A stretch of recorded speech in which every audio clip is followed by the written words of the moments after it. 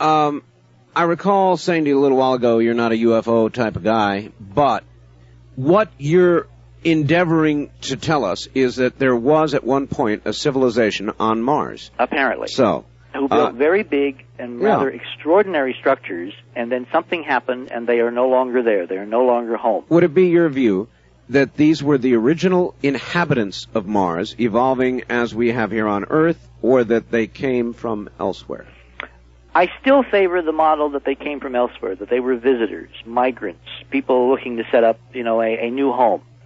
And from where they came, I'm not so sure. I used to think that it had to be from beyond the solar system.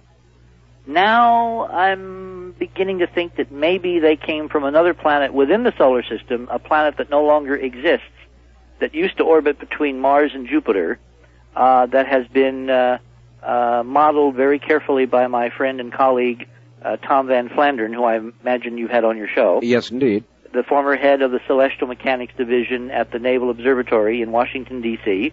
Tom is absolutely, unquestionably not a flake, and he has done some very wondrous and interesting science piecing together the orbits of comets and asteroids, and came up with about 25 years ago with the idea that all those little bits of piece of rock and ice and whatever that's out there that are orbiting the sun in some very peculiar orbits can all be traced back to an explosion event between Mars and Jupiter, and that event would have been the destruction of a rather major additional planet in the solar system which no longer exists.